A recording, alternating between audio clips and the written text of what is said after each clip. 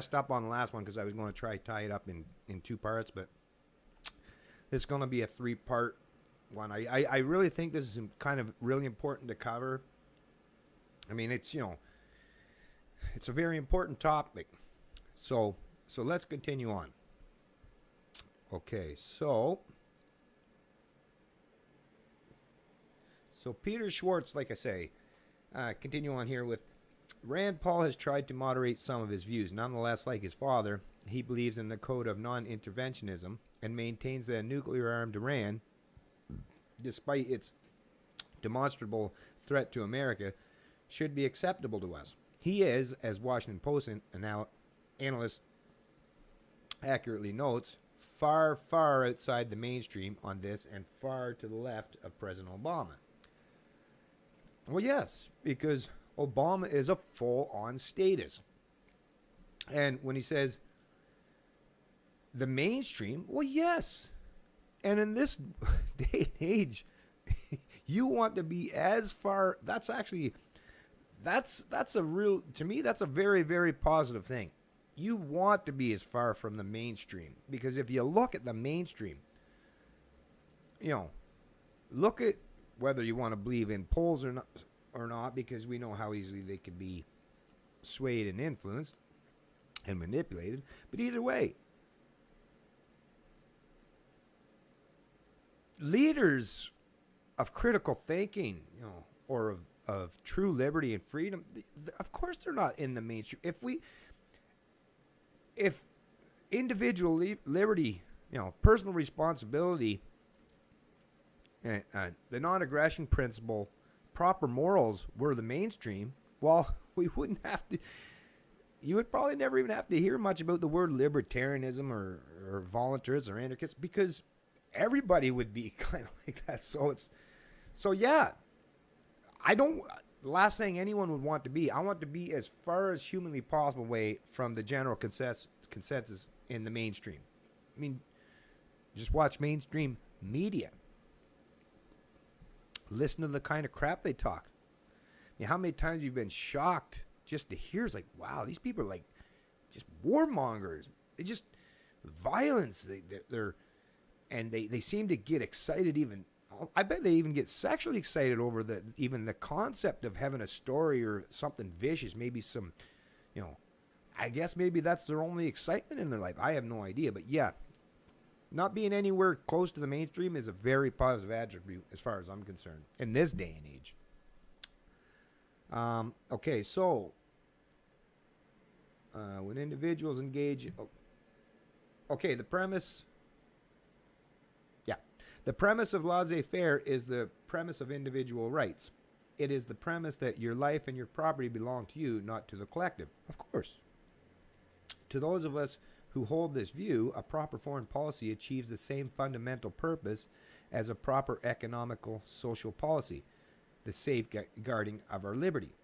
When individuals engage in voluntary peaceful action, the government acknowledges their right to do so and refrains from forcibly intervening. When has this ever happened?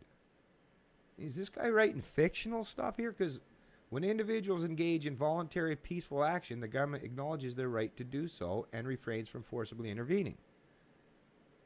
Do you know of any government, any Western government, that as long as you aren't, aggressing against someone else, any activity you perform that's peaceful and not aggression to someone, that the government stays out of it? We all know that's complete. The government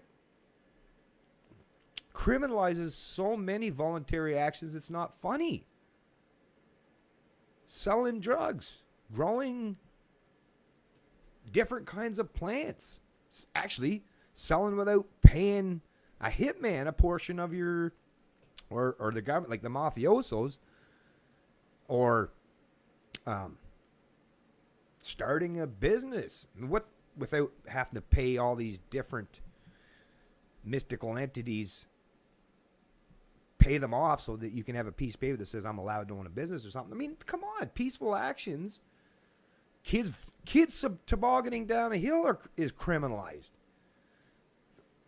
Smoking a cigarette. And now in your own apartments and stuff is criminal. So, I mean, these are peaceful. Nobody's using any force or aggression. I mean, smoking, I guess some people might want to use the secondhand smoke thing, but I mean, you can draw that argument out pretty quick and knock it down by pointing out the fact that there's more carcinogens in, one truck drive down the road. You can have 1,000 cigarettes being smoked beside you, and it's not going to have as much of a dramatic effect. But either way, I mean, so we all know that governments, already we know this guy he's talking about, once again, fictional nonsense that doesn't actually exist, because government is force. When individuals engage, the government acknowledges, but when a foreign entity subjects us to non-voluntary, non-peaceful action, the government forcibly intervenes in self-defense to repeal that threat to our rights. That is, the state refuses to initiate force against the innocent, but willingly uses force to in retaliation against those who initiate it or threaten to. This is how our freedom is sustained. Well, I mean, right now, no, there is no freedoms that are sustained by any government, because governments are the one that's using the most force against you. I mean, think about it in your own personal life, people. How many foreigners have actually caused harm to you, stolen your money, regulated your life into oblivion almost, dictates almost everything you have to do? They don't. You know that. You know that. Your government does. You also know that. So the pseudo concept of non-interventionism, however, makes freedom impossible. So by minding your own business and not intervening with people, even if they don't like you, like I said earlier, that makes freedom impossible. What a confused... This guy sounds a little bit hawkish, doesn't he? Maybe a little neoconish. It indiscriminately condemns government's use of force, erasing the crucial distinction between initiated and retaliatory force, i.e., between force that violates our rights and force that protects them, between force directed against the innocent and force directed against the guilty. Not only does such a policy put our freedom in jeopardy to foreign threats, but it also undermines the principle of capitalism, which libertarians claim to uphold. Non-interventionists declare that the justification for keeping government out of the economic sphere is the same justification for keeping it out of the military sphere. They argue that we should oppose government intervention in, say, healthcare for the identical reason that we should oppose government intervention against, say, the Islamic jihadists. Even a supporter of the free market, if offered this false alternative, will likely decide, then I'm for Obamacare. Well, that's absolute nonsense, because, I mean, we all want health care, but it's like, do you need to be forced? Does everybody need to be forced to pay for you? Or should you ask voluntarily, and hope that people will be charitable? Of course, because, I mean, if he's saying that most people will want Obamacare, then you don't need a gun holding their head. You don't need Obama. This is the insane part that these people, I don't know how you can work through those illogical consistencies on a regular basis without, I mean, what it must take to want to keep that stuff rolling around in your head, I don't know. Because for those of us like myself that crave learning and want to expand liberty out universally to the point where there's nothing roaming around my head that says, yeah, but you're not making sense here. I want to be logically consistent. In other words, if one seeks to establish a system based on the principle of individual rights, if one seeks to identify what rights means and what constitutes an objective threat to them, then one ends up with a political structure that genuinely defends freedom in both the domestic and foreign realms. If, however, one starts with the emotionalist credo that everyone should be allowed to do his own thing, if one believes the government has no right to tell any citizen that he can't make his own laws, or to tell any nation that it can't have its own nuclear bomb, then one ends up with a policy that contradicts the requirements of freedom, non-interventionism.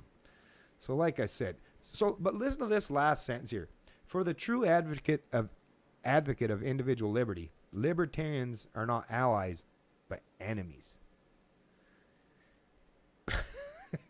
I don't know. Like I say, it's, wow.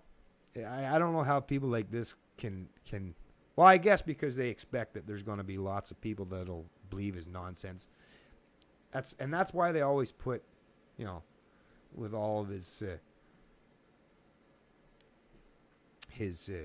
trying to use intellectual language and stuff to come across as someone that has true pulse of what it means about understanding individual liberty. But I mean, come on. You're gonna suggest that libertarians are an enemy to individual liberty, anarchists, libertarians, and anarcho-capitalists and voluntarists. I mean, you should have just put that at the first sentence at the top, and most people would have just scrolled right on by and not even. I guess it was smart to put that at the bottom, because if you put that at the top, everyone would just laugh at you and just wouldn't even pay attention. So I guess it was probably smart for you to keep that little tidbit to the bottom of this article. But I mean, yeah, so I mean, if anyone wants to comment on the video, well, it'll be multiple videos for this particular topic, but let me know what you think. What do you think of Mr. Peter Schwartz here with his railing against, I mean, he seems to be a hawk. Because if you look, this whole article was about using, interventionism and foreign policy to preemptively attack anyone that you perceive as your enemy. Yeah. I mean, he doesn't even believe in his objective. I mean, the fact that if Ayn Rand was alive today, she would probably call this guy out on his bull crap himself. Well, I know she would. Because Ayn Rand did not believe in preemptive interventionism in the foreign policy. Listen to her. Watch any video or read her books. Understand her logic and her reason. This guy is not even representing her thoughts, and she still believed in some limited forms of government for defense. But she even mentioned, if you listen to her when she's, in any interview that she ever did, it was about defense, not offense, not preemptive, not interventionism, being an interventionist with the foreign policy, like the U.S. now, where you have 700, 800, 900 bases around the world. I mean, just look around. I mean, come on, most powerful.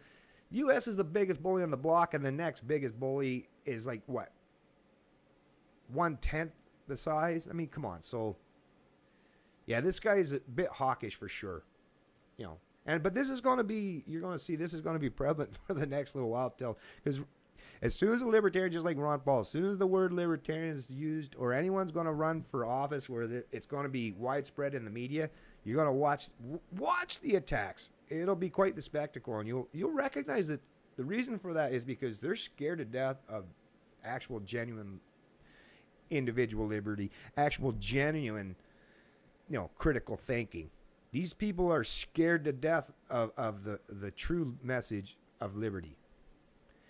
They like it for their own personal, if it's going to benefit them personally, they'll like certain aspects of it, but they'll reject it if it doesn't line up with their own personal ideology, which true libertarians, genuine moral people, aren't going to reject common sense, genuine logic, and the proper philosophy of liberty. Even if it's something that might not benefit you personally, you will have to. I mean, if you're a genuinely good person, you'll acknowledge that, yeah, that's right.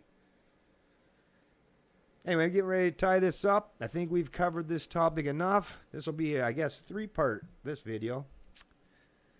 But it was good to cover this because I when it comes to foreign policy, if there's one thing that those of us in the liberty movement genuinely understand, is preemptively attacking others, even if you perceive them to be a somewhat potential threat, is definitely not the way to handle, whether in your personal relationship, domestic, or foreign. It's just not the proper way to do it.